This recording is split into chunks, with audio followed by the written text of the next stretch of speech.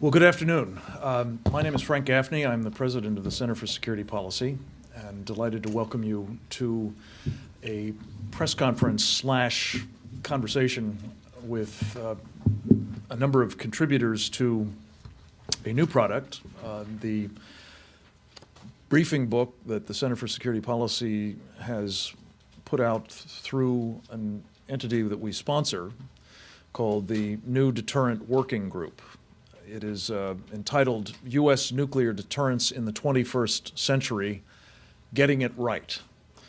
We think getting it right is important for reasons that we're going to be talking about here at some length, and hopefully, as I say, through conversations with you all.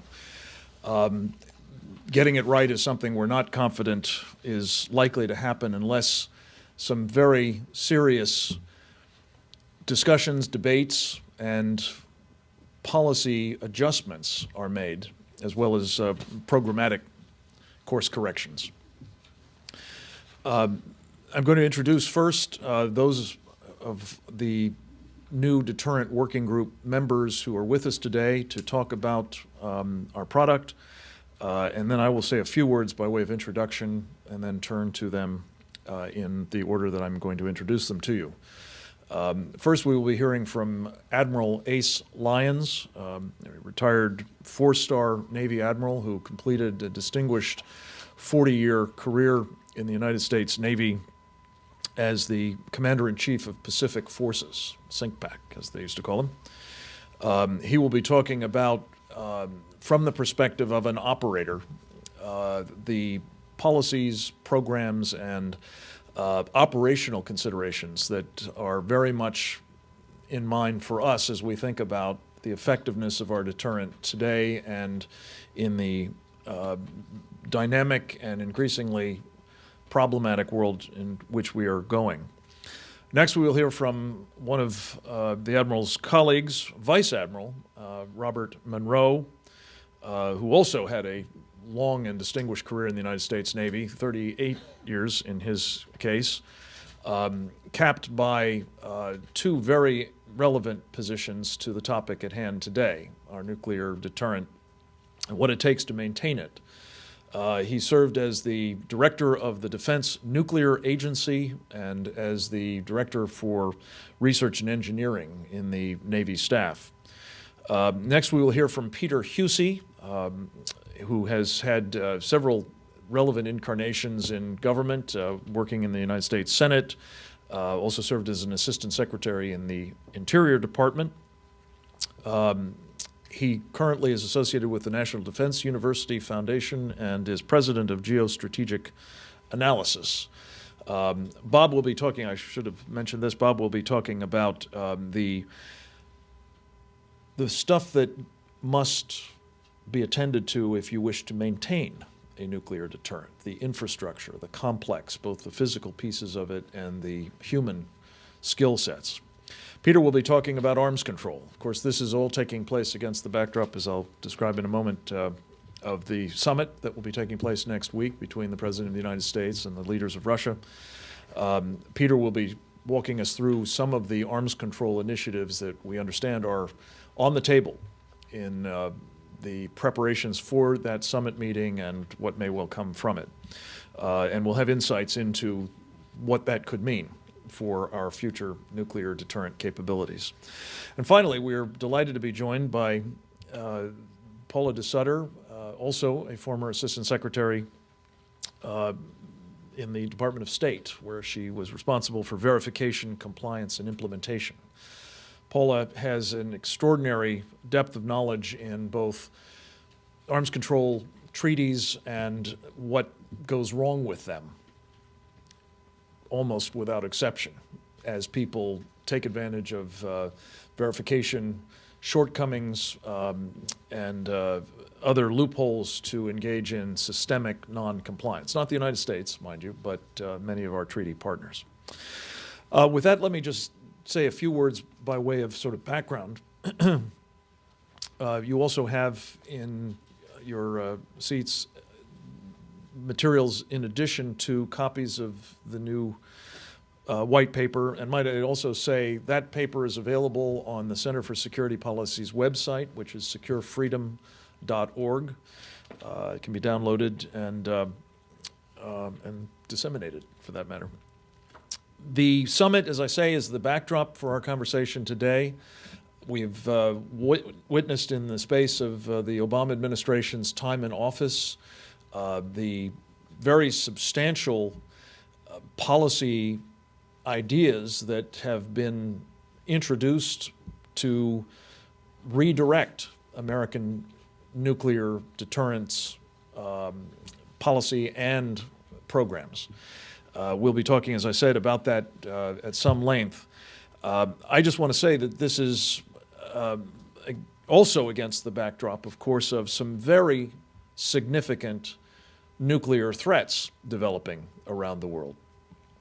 We are certainly most aware of the North Koreans, who have been testing nuclear weapons of late and who are reportedly going to send a missile capable of carrying one in the general direction of Hawaii, presumably over Japan, again, as it has been doing in recent years. We know not when it will be sent exactly, but there are, again, rumors that it might be, given past practice, the way that the North Koreans celebrate our national holidays. So perhaps the 4th of July will be marked by a missile headed in the general direction of Hawaii with who knows what aboard. I wouldn't welcome that. It would not be welcome. You're absolutely right. There have also been, I think, a growing chorus of voices heard about a problem that we best be taking very seriously, especially against, again, the backdrop of North Korea's activities, its proliferation of nuclear weapons technology and missiles, among others, to Iran and Iran's own programs in this department. But one of the things that we'll touch on, I'm sure, is something that is called strategic electromagnetic pulse threats, and the possibility that one or the other of those regimes, or perhaps others with whom they're working, could exploit our very considerable vulnerability in the United States specifically, but really throughout most of the industrialized world, to weapons that we know something about, but not as much as we should, that use immense amounts of energy precipitated by their detonation in space to destroy or seriously degrade electrical grids and the infrastructure that depends upon them, which is to say our modern societies. We're going to be focusing today on where we are as of right now in terms of our nuclear deterrent.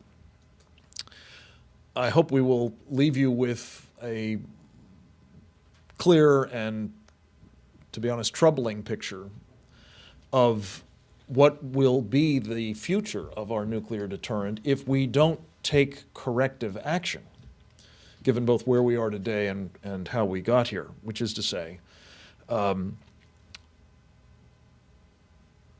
dirty little secret that most Americans have no knowledge of is the fact that we have been participating unilaterally in what I think is best described as a unilateral nuclear freeze.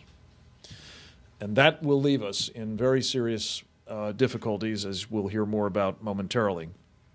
But not least, we're going to talk about where will we go if the Obama administration has its way. And I think where it would have us go, for reasons, again, we'll hear more about momentarily, will be very troubling. And it is imperative, absolutely imperative, that we take this opportunity to revisit the decisions that are either already made or are in the process of being made that will do so much to shape the U.S. nuclear deterrent in the 21st century. And if we're not careful, the prospect that we will get it very wrong, with very, very serious implications, not just for the American people, but for our allies and the forces of freedom around the world. So with that, I will welcome to the address us. Would you care to do it from there, Ace? Ace Lyons, Admiral, United States Navy, retired. Welcome, sir. Yeah. Thank you, Frank, and thank you all for coming. We had to change this by an hour. Frank and I had just come from the funeral of Mary Lou Forbes, who's a colleague of yours, who was not only a great lady, but a great newswoman for the Washington Times. And she was the editor from its inception of the commentary page. And by my association with Mary Lou, I know she would support this study effort that we're going to present to you today. Now, when I look at, and Bob Monroe is going to go over this in greater detail, but when I look at what we've done to our nuclear infrastructure today, it is akin to what we did to our Navy laboratories. We destroyed it. All the things that gave us our sea-based ballistic missiles, our nuclear power, our Aegis system, new computers, the Sidewinder, I can go on and on and on. We can't do that today because we destroyed all the talent that was in those laboratories under the guise of how we were going to operate more efficiently and turn more over to industry, and we'll do it cheaper. It never comes out that way. Never. So I don't want to steal any of Bob's infrastructure comments, but much of it applies there as well. I always counted on our strategic nuclear deterrent as our key underpinning for many of our confrontational situations we had throughout the world, whether it be with China or Russia, the Soviet Union. It was that element, the security of that deterrent, that I knew we would always prevail. And how did I know that? Well, let me tell you, when I was the commander of the NATO striking fleet, and the Soviet Union used to roll their strategic bombers down the runway, I knew it before they left the runway, and we were able to launch our interceptors, and we'd intercept that pilot, that strike bomber, up to 3 times before they ever got to a missile launch position. And that's called deterrence. He knew he was never going to get there. And the same way with their ballistic missile submarines in the Pacific. I knew when they left the pier, before they came out of that port, we were on them. And I was able to bring and trail them all the way across the Pacific so that at any time we were given the word to eliminate them, I felt confident we could. That's deterrence. Do we have that same capability today? I'm not so sure. And the role of extended deterrence, let me just mention what that means in terms of our allies. Our allies count on us. They count on that nuclear umbrella. With the situation in North Korea today, if that nuclear umbrella was not there, Japan would be nuclear. There's no question about it. South Korea would be nuclear. And for that matter, so would Taiwan. So don't count any of those out. None of these are givens. So we have to keep our nuclear deterrent modernized to assure our allies that it's going to be there should they need it. Once they lose confidence in our strategic nuclear umbrella, you're going to have a rush that the likes of which you've never seen. And effective deterrence requires maintaining our deterrent at a level of quality and quantity that keeps it reliable, credible, and effective. You know, here we have China modernizing, Russia modernizing, all our nuclear allies modernizing their nuclear stockpiles, and we haven't done anything in almost 2 decades. You can't continue to operate that way. You're calling into question the reliability of our nuclear stockpile. We need a new warhead. We have to be able to test to assure ourselves and our allies, and most importantly, our potential enemies, that they will be annihilated should they challenge us. There is, as I mentioned, the modernization of the Russian nuclear weapon inventory. And there's a tremendous asymmetry in tactical nuclear weapons between the United States and Russia. And this is brought out in greater detail in the report. And I just refer you to that. You can look at the numbers. It's there in black and white. There's no magic. It is what it is. And you all heard about this myth about our nuclear forces being on hair trigger alert. Well, in my years, I never had them on hair trigger alert. It's all nonsense. It's a myth. We don't operate that way, nor is there a need to operate that way. Long as we have a reliable, strategic nuclear deterrent that we have the confidence in, can perform as we expect, and our allies have that confidence.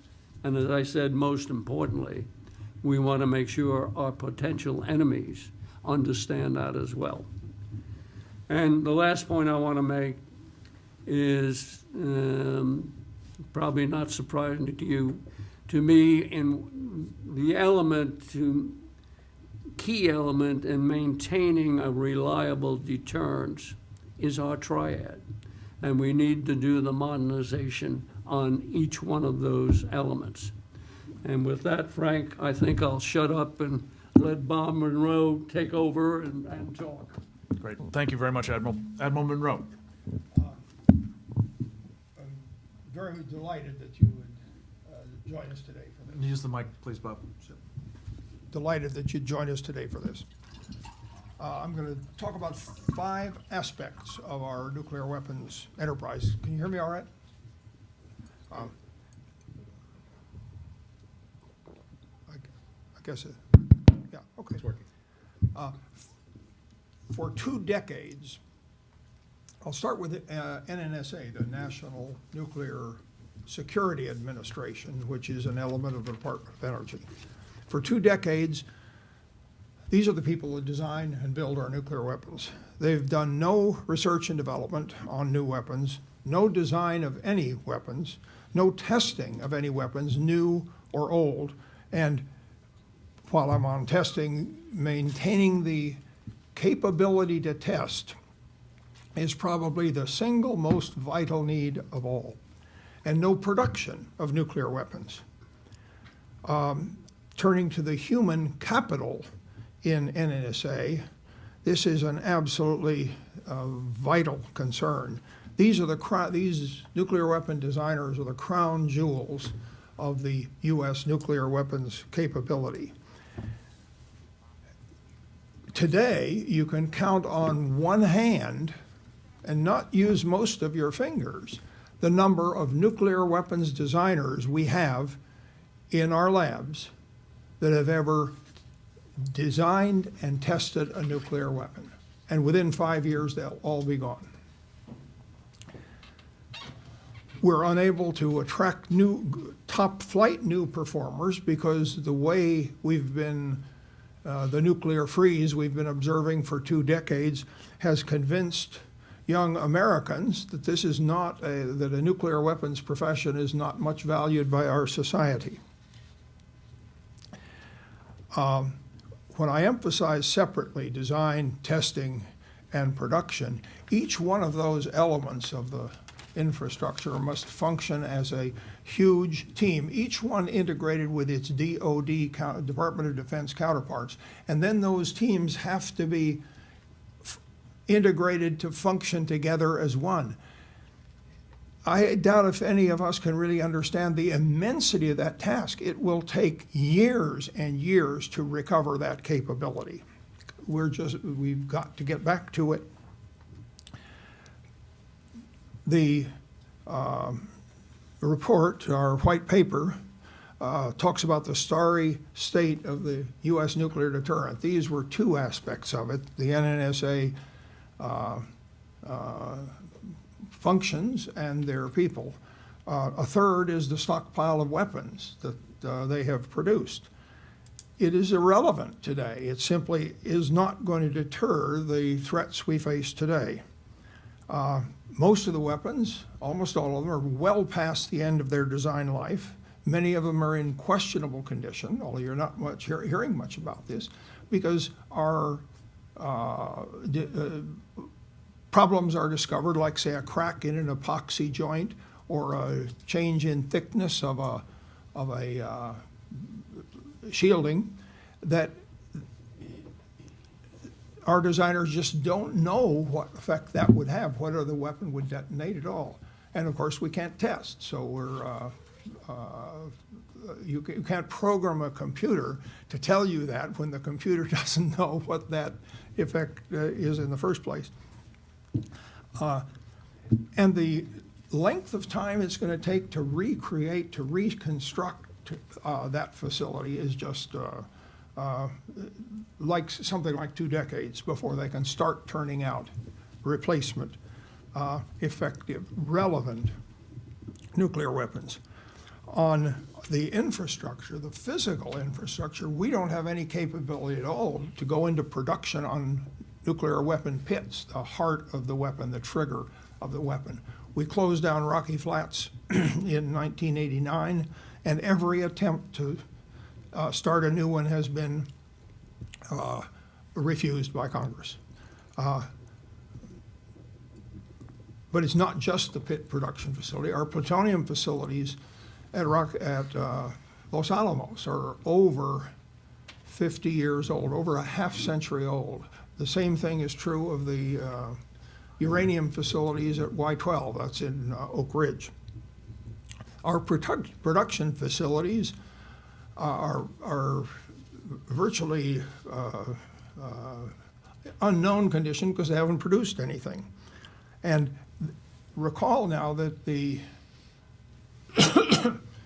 the last nuclear posture review in 1981 at the beginning of the Bush administration made responsive infrastructure, an ability to quickly change direction and speed up and move out smartly in a new direction, one of the legs of the triad. And what I've just described is what we've done about it. Last point I'd make is on Department of Defense, which I know more about because that was where I spent 38 years. Most of the nuclear weapons offices have been closed, the functions terminated, the nuclear specialist reassigned. And again, few young officers today are going to commit their careers, Navy careers, or Army or Air Force to nuclear weapons. Our nuclear deterrence strategy is unusable. No requirements have been established in 20 years or close to, for new weapons of the types we need. Low yield, reduced radiation, tailored for special effects like earth penetration or agent destruction. And broadly throughout DOD, we just don't do nuclear war games anymore. No nuclear weapons strategy and tactics development, no nuclear weapon exercises. And most, or very significantly, a very significant weakness is that we used to do, DOD used to do underground nuclear testing to verify the survivability of our weapon systems, nuclear and conventional, on a nuclear battlefield. We don't do that anymore. We must urgently regain these capabilities and transform our nuclear deterrent. And now I'm going to take the last 2 minutes to talk about a world without nuclear weapons. The reason I'm doing this is because it was our president's establishment of a world without nuclear weapons as a national goal that caused this white paper to be written. And now the administration is rushing to take major, unexplored, high-risk actions to start achieving this world without nuclear weapons goal. Now, it's one thing to have a visionary goal, a hoped-for final condition, while we do our best to wrestle with today's real-world threats and problems.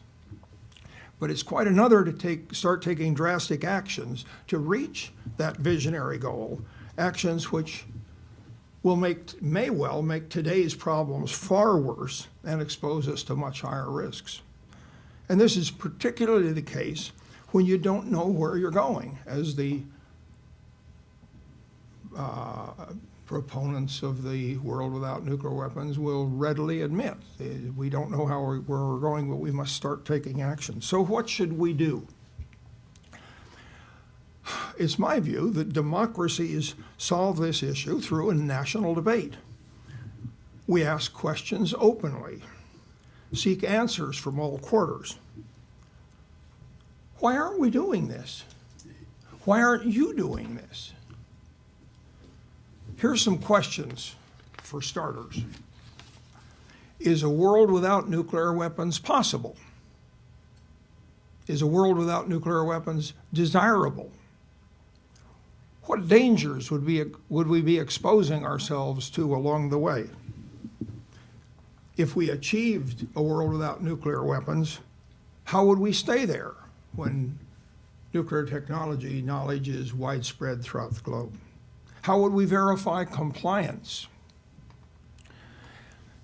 Since proliferation increased during the exact period when we were observing a nuclear freeze and making major reductions in our nuclear weapons, why should we believe that our making further reductions will stop proliferation? Is it not unwise for a nation to set an objective it does not know how to reach? Are there not alternatives which would give us a much greater effectiveness in preventing proliferation? Why not give it a shot? Peter? Peter Husey. Thank you, Frank. My name is Peter Husey. You have two things in your packets there. One is a list of 20 points that I took from the report on arms control, and the other is this essay I did on why going down to low numbers of launchers and platforms that the Russians have proposed is dangerous, and what I call a rush to danger. I want to emphasize one thing here. None of this is a criticism of the Obama administration. This is primarily a criticism, this essay, of what the Russians have proposed in the open literature, which I am very, very worried that they will pressure us to adopt, and I hope we don't. Let me go through some facts that I think we need to lay on the table. The United States now has fewer nuclear weapons than at any time since the end of the Eisenhower administration. Let me emphasize that. So it's the deployed weapons and stockpiled combined. We have fewer than we did in the latter part of the Eisenhower administration. In the last 8 years, we have reduced our deployed and stockpiled nuclear weapons by 66%, which is the greatest reduction ever in our history. Number 3, Russian strategic nuclear policy, as Mark Schneider is pointing out in Comparative Strategy, emphasizes the use of nuclear weapons early and often in a conflict, even with a non-nuclear power such as the region around Moscow called the Near Abroad. This is adopted policy under Mr. Putin when he was chief of staff under Mr. Yeltsin and when he became president of Russia before the Bush administration. Chinese nuclear forces could easily reach 500 nuclear warheads deployed by the middle of next decade, and Russian systems, by their own account, will be 80% modernized by the middle of next decade. The United States is also the only nuclear power in the world that is not modernizing. That, according to Secretary of Gates. According to Senator John Kyle, our nuclear forces provide an extended deterrent to at least 30 NATO and other allies around the world, including Japan and the Republic of Korea. Both have expressed publicly serious concerns of whether or not we're going to maintain our extended deterrent. Now, we hear these numbers, 1,500 warheads, 1,700 warheads, 1,000 warheads. that are the next arms control plateau from where we are today at 2,200. Many people think, well, 2,200 warheads, that's plenty, and 1,600 is plenty. What we don't talk about is how are you going to deploy those weapons? Let me give an example. Today we have over 850 bombers, land-based missiles, and submarine-launched ballistic missiles. Those are launchers. They're a little bit over 850. Now, that's on 2,200 warheads. Now, what about platforms? We have 14 submarines, 450 Minuteman missiles, each in individual silos, and we have 2 bomber bases where we have somewhere around plus or minus 70 bombers. So you have 2 bomber targets, 14 submarines targets, and 450 Minutemen. That's roughly around 520 targets. This would be the first time, if we accept the Russian proposal, to go down to less than 300 missiles or bombers. Not submarines, ICBM, but missiles, launchers.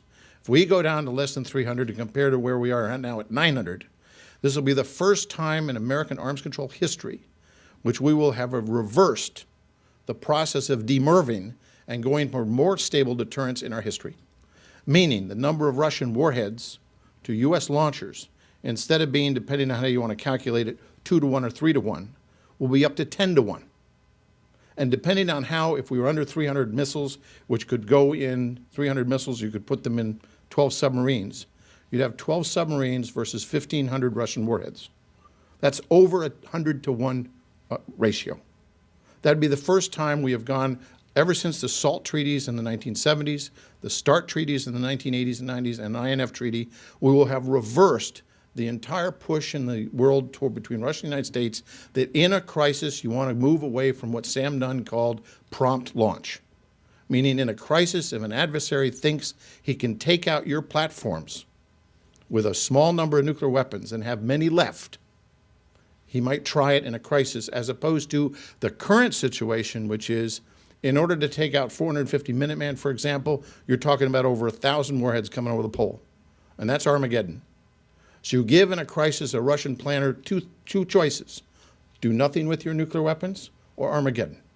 You do not want to give them the choice of a cheap, sudden attack where they can think they can use a small number of weapons to take out your platforms and therefore denuclearize you in one strike and prevent you from coming back with nuclear weapons. If we accept the Russian proposals, and the reason the Russian proposals are on the table is they cannot afford more than 300 launchers. Their systems are currently going to be modernized, but 2 of the older systems, particularly the SS-18s, they want to take out and not spend the money. Remember, their GDP is no bigger than the country of Spain. Why should we as the United States go down to such low levels of nuclear weapons, jeopardize our extended deterrence, increase crisis instability, increase what I call a rush to dangers, at the same time adopt what Russia wants is a cap on missile defenses? But are the Russians going to cap the North Korean and Iranian ballistic missile capabilities? Then how can we agree on a cap on ballistic missile defenses? They're not going to include their tactical nuclear weapons that number at least 4,000, if not more. And yet that's not going to be part of this deal. That's off the table. And yet the Russians also want to put a cap on prompt global conventional strike, what the Vice Chairman of the Joint Chiefs, Mr. Cartwright, General Cartwright, has said is critical to our deterrence. They want to cap that. What do we get in return? We get a rush to danger. To me, that is not what we should accept, and I hope this administration will take this report in the light of saying, please maintain a strong deterrent. We're behind you if you do that. But the Russians are in some trouble with respect to finances, and their nuclear posture is very different than ours. And therefore, to wed ourselves to their posture would weaken us on missile defense, would weaken us on proliferation, would increase crisis instability, and do what I say in my report as I call a rush to danger. To me, that is not where we should go. And that is, I think, the thrust of this report is that keep your powder dry, as Senator Nunn said the other day. The 2 critical issues we must face are Iran and North Korea, and that is irrelevant to the number of nuclear weapons we deploy. If you do a chart of going from 12,000 nuclear weapons when President Reagan started cutting them to where we are today under 2,200, there is no relationship between that decline and any modernization in China, North Korea, Iran, Pakistan, India. The correlation is with Russia because they've been a partner in arms control. But to say that our deployed numbers of nuclear weapons are the cause of proliferation gets it backwards. Our extended deterrent has meant that Germany and Japan and the Republic of Korea and other countries don't have to build nuclear weapons. And our deterrent has been one of the greatest pressures for non-proliferation. And therefore, to claim, as some do, that if we reduce to 1,500 warheads from 2,200 warheads, this magically is going to transform the debate in the world with respect to Iran and North Korea, that countries that have not been helping us will, is balderdash. Makes no sense at all. Because when we went down from 12,000 to 2,000, North Korea, Iran, Libya, and other countries pursued nuclear weapons, even though we met our obligations under the NPT with dramatic reductions. I think you should please take that into account when you look at the Moscow Treaty and what's going to go on there. Thanks. Peter, thank you. Paula DeSutter. If you'd like to do it from there, that's fine too, but as you wish. Stand up, wake everybody up. There you go. All right. I was thinking as everyone was speaking about when I very first was going to come out to Washington about 1,000 years ago, and my grandmother, foster grandmother, said, "Now, dear, what is it you're going to do out there?" And I said, "Oh, I'm going to go to work at the Arms Control and Disarmament Agency." And she said, "What, dear?" I said, arms control. And she said, "Well, dear, don't you like guns?" And I said, "Well, sure, Lenora, I like guns, but these are really, really big ones." She said, "Oh." So I'm really impressed by the people who are here, because those of us who've been in this business for a long time really like this stuff. We think it's fascinating and the most important set of topics on the planet. So that's what we do. And while the details really matter, the concepts are pretty simple. Anybody who's got a kid understands the basics of deterrence, okay? And if, for example, you told your kids ahead of time, "Look, I promise I will never punish you for anything," your ability to deter them from doing things you really don't want them to do is going to be, let's say, degraded, okay? So, and those of us who are in this business will often get into arguments with others because we use words and languages that are really hard to get. When I first started studying for my PhD and was trying to figure out what an ICBM and an SLBM and an RV and throw weights and counting rules, I just thought it was overwhelming. But again, the concepts are pretty simple. And what we're talking about here and what Frank and the others have tried to do is to provide a document that explains, without talking down to anybody, some of the core issues that are before us, so that those of you who work these issues or are interested, or your readers are interested, or your friends, you can show this to them, and it will give them a basic explanation with quotations from key people around town who really, you don't always have to take our word for it, although, you should. So I'm going to talk a little bit about a couple of things. I'll talk a little bit and then wait and see if you have any questions about it more. The Comprehensive Nuclear Test Ban Treaty is a part of this. So at the same time that the administration is going forward to negotiate strategic arms agreements with Russia, they've also said that they want to have they want to adhere to this Comprehensive Nuclear Test Ban Treaty. Now, those of us in this arms control business or strategic world will have to admit that there's nothing like perfect verification. You're never going to know everything that you want to know about what the other side is doing. And in some cases, the United States can accept a lesser standard for verification. And in other cases, the standard is higher. Well, how do you decide when verification is good enough? Well, if you are a rabid advocate of Agreement X, you will always say that verification is good enough. And you might even do some feel-good things. A lot of times in the international community, they'll want to do things, even if it won't help you answer the core questions, all right? For the United States, there are a couple things that we look at. One is, what is the impact on the United States of a particular agreement? In the case of the CTBT, it means that the U.S. will never be able to test its nuclear weapons. Not for safety, not for reliability, not to make sure other countries know that they'll still work.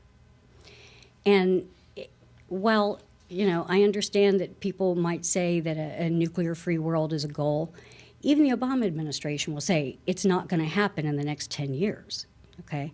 It's a long-term vision. I think it's feel-good advocacy, but even if you're there, you need to have a nuclear deterrent. So the United States would never be able to test. What about others? The treaty can't enter into force until 44 Annex B countries have ratified the treaty. And as the report here points out, many of them, including North Korea and Iran, may not ever ratify. So the United States could ratify this agreement. We would be bound forever, but the treaty might not enter into force. Let's say they all sign it, Iran, North Korea, and I don't personally rule that out because they will at some point figure out that this is a pretty good deal for them because they could get credit for being members of the CTBT and they can still test. Two categories. One is they try to test without our detection, or detection, maybe detection, but you can't really confirm it. Or they just test. When they do those tests, their engineers, their physicists learn things. They learn things that are valuable for them. The United States and our nuclear designs are much more finely tuned. We wouldn't do the same kind of tests as, say, Iran's first nuclear test. But it is certainly true that Iran, in particular, could conduct nuclear tests without our detection. We can talk about that some more if you'd like to. So we would bind ourselves. Others may or may not be bound. And if they're bound, we may or may not know if they cheat. Happily, the North Koreans appear to want people to know that they've tested. On the other hand, we did not detect, the first time they tested in 2006, the United States was very careful not to, after they announced it was a nuclear test, not to say it was a nuclear test until we had collected particular gases that would tell us that it was from a nuclear device. And we waited and we got the information, and I have a small sample of it in a frame that was given to me. But this last test, we never did get the gas. So what does that mean? Was it nuclear? We don't know. We know there was an explosion. We know that explosion was pretty darn big to have been just conventional, TNT. But we don't know that. And a lot of the CTBT advocates will tell you that, don't worry about verification. Even if the seismic data is ambiguous, we can get it from this debris. You can't necessarily get there, and especially if the other guys try to hide it. So CTBT is designed to catch people cheating if they don't try to keep you from knowing it. Okay? It's not very good. And so I will, and on post-start, one of the things that, and I was the primary person negotiating with the Russians during the Bush administration. And one of the things that gave me some comfort was that we know that there's going to be uncertainty. But on the other hand, the United States has missile defense. It's not a big missile defense. It's not robust. It's ground-based. Why does ground-based matter? Because I explained this to my son the other day in the car. Here's the missile that's going to launch. If you are ground-based, you're going to wait until it's coming over you, which is kind of late, and you better not miss. And if there's debris, it's going to fall on your territory. If, however, you could get it when it was boosting, you've got lots more time to make that interception. And if there's debris, it falls on them, which I think is a great idea. You know, if they've been so rude as to, aim a missile at me, I want the debris on them. So the missile defense that we've got, it's small, it's limited, it's not what it ought to be, but it's something. The Russians are particularly upset about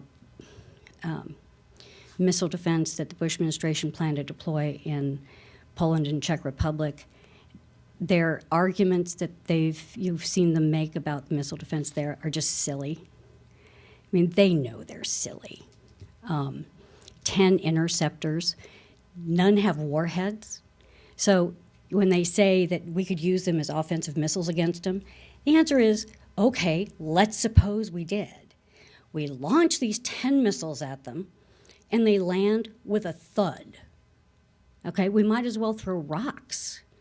Okay, really, really expensive rocks. So that's not going to happen. Then they'll say, well, you could sneak nuclear weapons into Europe. Oh, can you imagine? Anybody here been to Europe? Can you imagine trying to sneak nukes in there? When we were trying to take the uranium hexafluoride out of Libya, we had to do all kinds of things so that we didn't have to fly over Europe because they're real sensitive about it. So their arguments are specious. It's more about NATO expansion than anything else. And so what this report asks the administration to do, as I think Frank said very eloquently, is don't get caught up in the moment. Don't go for arms control's sake. Think about not only the world today, but the world tomorrow.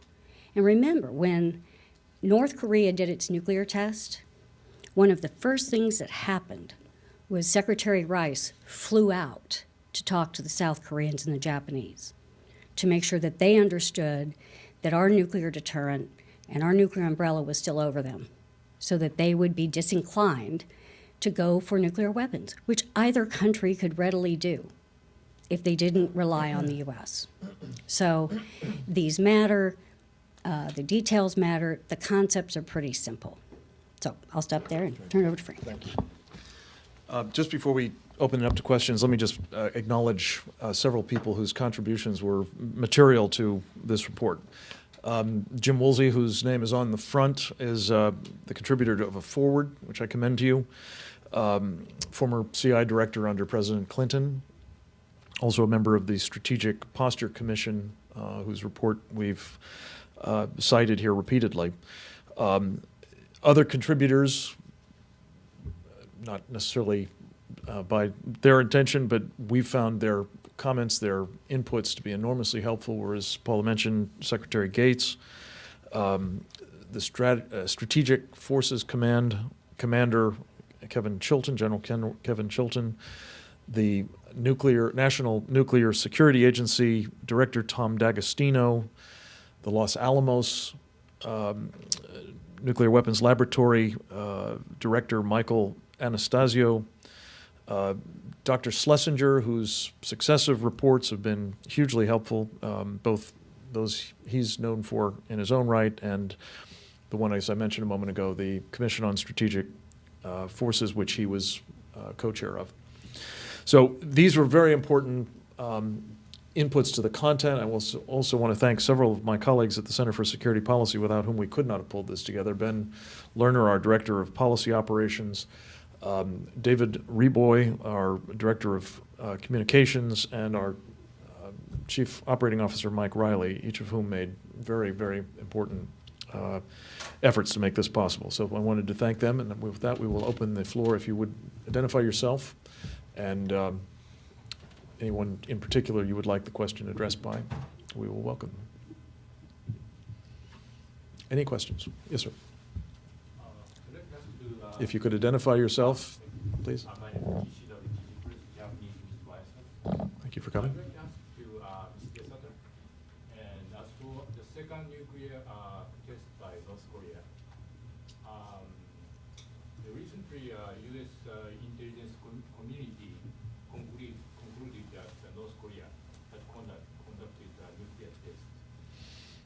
Though you pointed out that we could not get gas. But how do you think U.S. intelligence community concluded that without getting gas, North Korea had conducted a nuclear test? The intelligence community did not conclude that it was a nuclear test. What they concluded was that it was probably a nuclear test. And the way you would get there is you would say, given the seismic signal, and there are equations that can tell you, if given this seismic signal, what is the likely yield. And so based on the size of the seismic signal, they said this is almost certainly too big to have been just a conventional explosion. So they just said it's probably a nuclear test. So nobody knows is sure that it was a real nuclear test. That's correct. Look, if I could just make this general observation. Paula knows vastly more about verification than I do, but I think it's fair to say that a very typical expectation on the part of most of us is that the U.S. intelligence community is pretty much omniscient about what's going on anywhere in the world, and most especially with respect to things like this, even in closed, secretive societies. And the truth is, we're not. We know some things. We make informed decisions about things based on partial information that's available. But this is, especially when you're going up against people who are determined to conceal their activities from you, informed guesswork oftentimes. And this is a case where I think we'd like to know a lot more about what they're doing. And in the absence of it, it makes sense to do, as several of us have pointed out, hedge our bets. Well, and you know, the other follow-on to that is a lot of people have said, boy, you know, if there was a comprehensive test ban treaty and it was in force, and which means the United States and North Korea would both be parties, the CTBT provides for an on-site inspection. However, and people will tell you that, but that's when you got to look a little bit deeper. The problem is that there's a governing body, and you have to have a majority of that governing body. The representatives from different states have to vote to say, yes, you can do an inspection. So let's say that there's seismic signals that are ambiguous. You know, looks like it might be a test, maybe you didn't get the gaseous debris, but you want to go do an inspection. If the United States or Japan requested the inspection and the majority of countries don't vote to approve the inspection, then charges can be brought against China or Japan or the United States for requesting a specious inspection. Now, if you do an inspection, it is true that as far as, you know, the utility of doing an inspection once you got there, North Korea would be a best case scenario. It's pretty small. We know basically where their test happened. On the other hand, it is incumbent upon the inspected party to make sure that you get, I mean, A, you have to find inspectors when that happens. You have to get them over to that country. And then the inspected party has to transport the inspectors from the point of entry to the test site. Well, maybe they will, maybe they won't. The equipment isn't quite agreed yet. And so they can mess with you. And then what are you going to do? You could say, well, they didn't properly conduct the on-site inspection. And the answer that you would get from the international community would be, well, you know how they are. I mean, what are you going to do at that point? So even when people say that, you know, the technical verification, the remote detection under CTBT is, you know, okay, it's not perfect, but it's got an on-site inspection regime. The on-site inspection regime is fatally flawed. Among the other problems with this treaty. Any other questions? Yes, ma'am. Hi, Would you identify yourself? Claire Lopez with the Intelligence Summit. This for the same, Assistant Secretary Desetter. You mentioned that there's a likelihood that we would not know if Iran had tested or not tested. Can you elaborate on this some more? I swear, guys, I didn't pay her to ask that, because this is one of my favorite things. Okay, I didn't know this until a little over a year ago. But when you're reading about how to keep people from detecting a nuclear test, the easiest thing to do, it's not purely simple, but the thing to do is called containment. And what you want to do, you want to contain the size and you want to decouple the explosion from the seismic signals that it would give off. So if this is a bomb and this is the cavern that it takes place in, when that goes boom, if this is hard rock and it's fully coupled, that signal transfers through the earth in a couple different ways that are measurable. So what you want to do is, and the United States has done this, the Russians have done this, you want to decouple the test. You put it in a bigger cavern and do a few other things so that when the signal goes off, it bounces off the inside, basically. Well, it turns out that the best thing to use for decoupling are salt caverns. Now, the United States has salt caverns. I mean, oil people apparently use them to store oil for reasons that I don't quite understand, but, because they don't leak. Well, it turns out that Iran is blessed with some of the biggest salt deposits on the face of the planet. They're huge. So how hard is it to drill these out? You know, you run water in them. Now, CTBT advocates will tell you, oh, but you would see that by imagery. Well, I don't know the technical answer to this, but my guess is we're not imaging their salt domes all that frequently. And they could mine the salt. They could be using it to store oil. There's a lot of reasons to do those activities, and none of them are going to be definitive. So here you have a country that has demonstrated its willingness to cheat on a treaty, that has moved forward on a number of fronts that say to us, the United States has found them to be in violation of Article 2 of the NPT, which says these guys do not have a peaceful purpose. So they're pursuing nuclear weapons, and they have, within their territory, the types of facilities that are perfect to keep us from not only getting the seismic signal, but the salt domes also can contain the gases that we were talking about earlier. Peter Hussey? Yeah, I want to just mention something and come back a little bit to the real world. And your question was a nuclear test in Korea, and that's a real world thing. Look what's going on. Look what's going on in this world. We have an American Navy warship traveling, shadowing a North Korean freighter. That's the Proliferation Security Initiative. That's a continuity from the previous administration. The North Korean freighter has, I believe, now turned around. Yeah. And apparently is going back towards either along the Chinese coast, but towards North Korea. Robert Morgenthau, the attorney for the city of New York, indicts a Chinese company, 118 counts, for supplying Iran with nuclear weapons technology and ballistic missile technology. That's called divestment. That started under Stuart Levy at the Treasury Department, who's still there.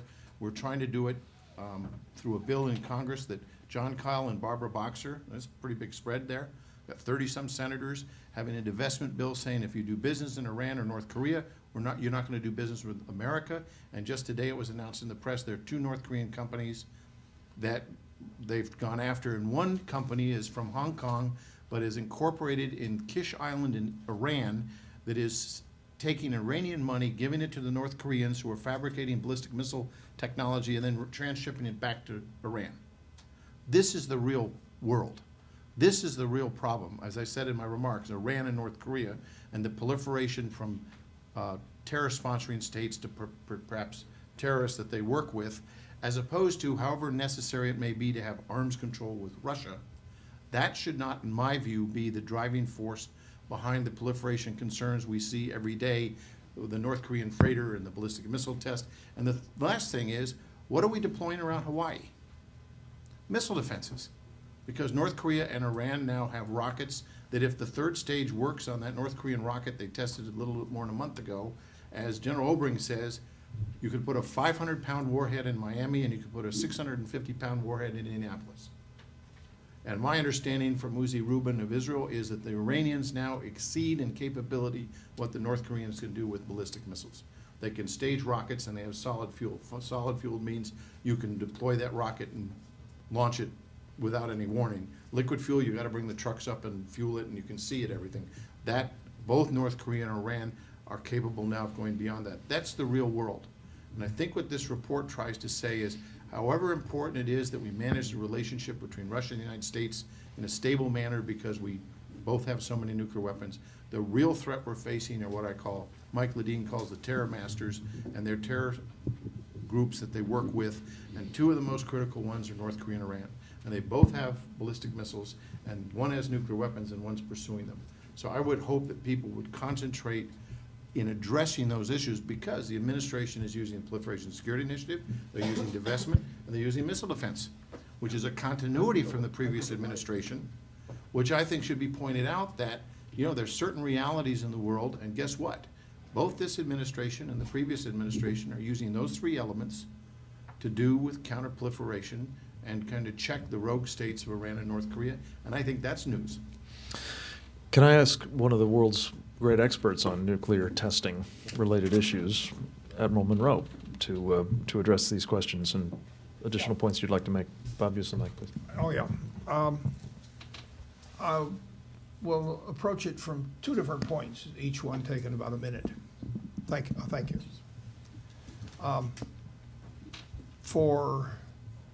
Ever since the beginning of the nuclear age, up until 1992, when we entered a test, voluntarily signed a unilateral test, didn't sign, announced a unilateral test moratorium.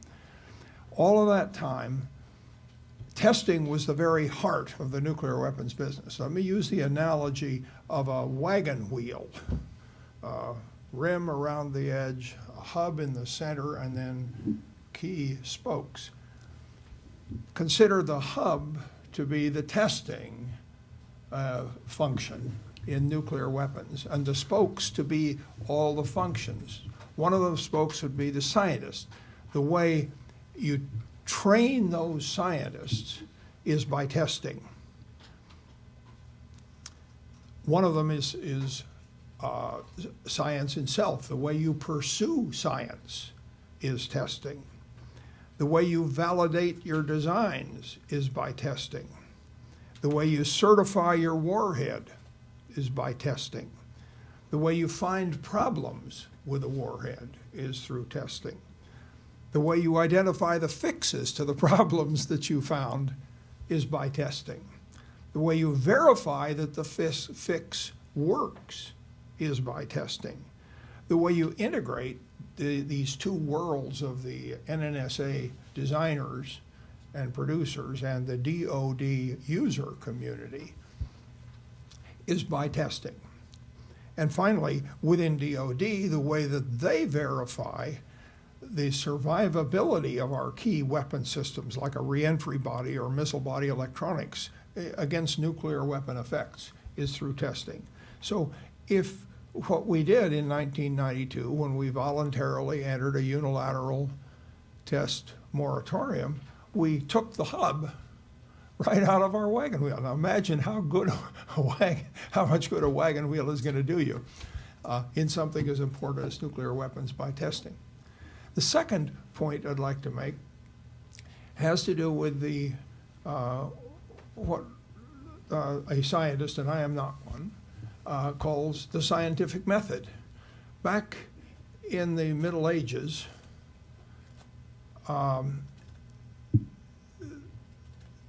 notable scientists developed what they eventually came to call the scientific method, which is the way that mankind has made almost all technological advances ever since. We're different from the Middle Ages today because of the scientific method. Now, the scientific method could be described, my simple description. You develop a hypothesis about a problem or an issue. You then design a test to see if your hypothesis is correct. You then predict the results, that if we test this black box in this way, we should get this result. You predict the results. You then run a test. You find out, and you measure the results, and you find out the results aren't at all what you predicted. So you scratch your head, you go back, and you correct your hypothesis for the actual test results, and you test again, and this just goes on and on and on in a closed loop forever. The way improvements are made, the way breakthroughs are made in science, everything from a better automobile tire to a better medication for immunization. It's undoable without testing. What we have done is we've taken the heart of the entire nuclear weapons business out and told our scientists and designers that you've got to function without testing. And they're doing their damnedest. They're trying as hard as they possibly can, but they'll never replace testing. Thus, Frank is right in highlighting it. It's if there is one key element that must not be lost, we must not lose our ability to test. And I would just make this point that the argument that I make that we've embarked upon a unilateral nuclear freeze is in no small measure because we have, in fact, embraced unilaterally the removal of this critically important part of the nuclear weapons enterprise from that enterprise. And as Bob knows so well from his own personal professional responsibilities in this area, you can't really maintain a nuclear deterrent, certainly not indefinitely, without doing the sorts of things that he's talked about. It is for that reason, let me hasten to add, that the United States Senate a decade ago, even though we have entered into and remained in this unilateral nuclear deterrent, the majority of the United States Senate rejected the Comprehensive Test Ban Treaty out of a conviction that we could not permanently deny ourselves this critical capability. Did you have a question, Ben? I did. So Rebecca Moses with the Association, and this is for Dr. Desetter. Is assuming that the summit in Russia that's upcoming does result in some sort of agreement for further arsenal reductions, is there, and could you put a number or a range to our arsenal number that would or should worry Japan and South Korea regarding our ability to extend our deterrence to them? Or not even a number, just in a specific easing in our deployed posture? Well, I think that the points that Peter made and the numbers that he gave are really instructive. I would also say that, you know, in the Moscow Treaty, or SORT, what we did is we just said, you know, each side can decide how it wants to deploy its systems, but each side has X number of deployed nuclear weapons. And while we were going to use the START verification measures as a verification regime, we acknowledged that there were a lot of things we couldn't know. As you get to smaller and smaller numbers, every bit of uncertainty becomes more important. There isn't a threshold that you say, okay, it's verifiable now, and you've reduced by 10, and so now it's not.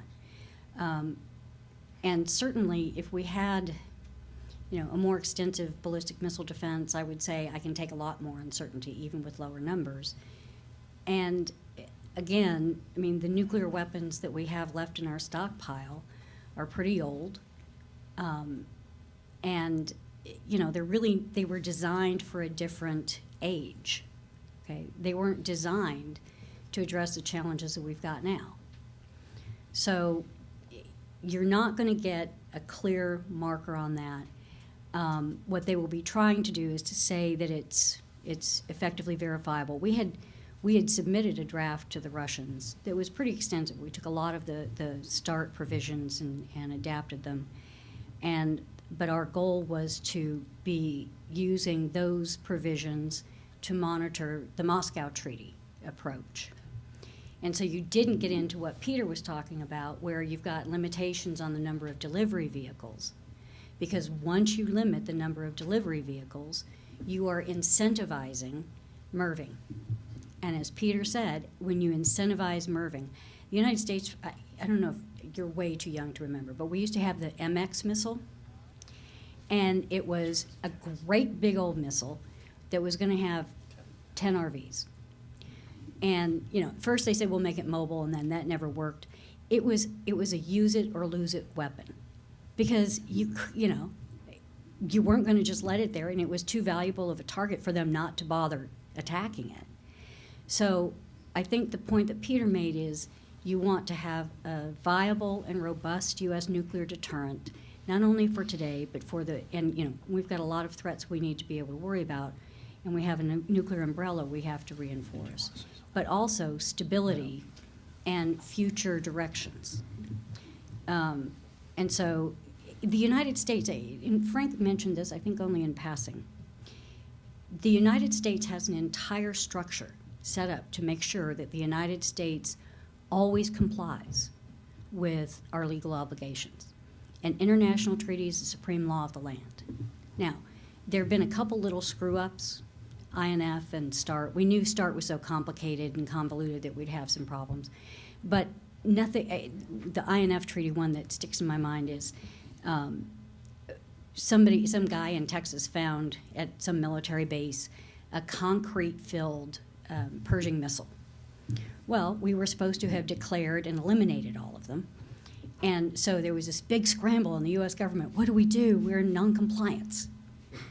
And I said, well, and oh, by the way, we can't use the existing elimination procedures because they weren't made for something filled with concrete. And I said, okay, we tell the Russians, here's what happened, here's what we've got.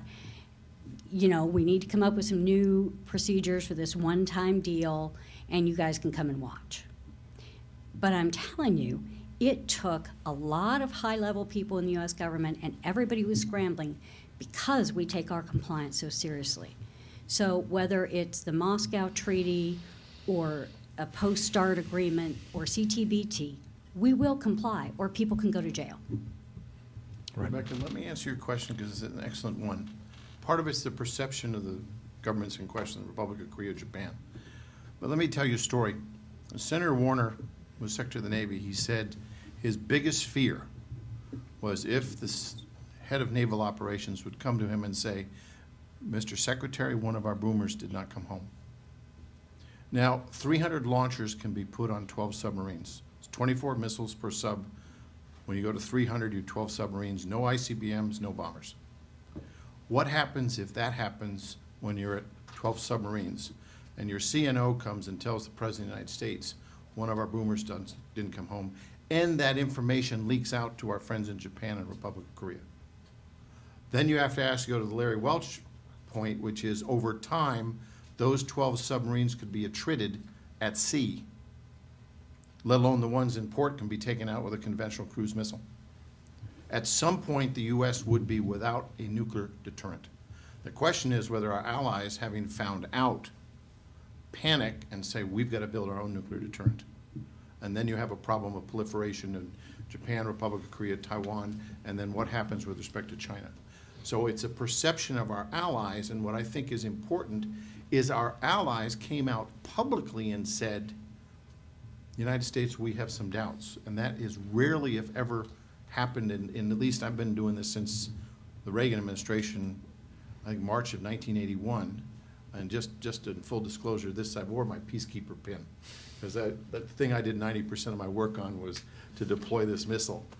But anyway, your question's very, very valid, but it is a question, it's a perception of our allies.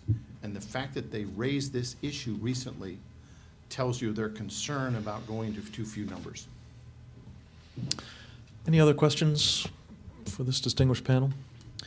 If not, I want to thank them all for both appearing today and very important, and I hope, thought-provoking, useful presentations, but also for the considerable contributions they've made to our new paper. It is our intention to make it widely available to the Congress, the executive branch, in the run-up to this summit, and in the aftermath of it, we hope that it will inform some of the discussions that take place about next steps. And we'd hope to stay in touch with you about that and to benefit from your inputs into it.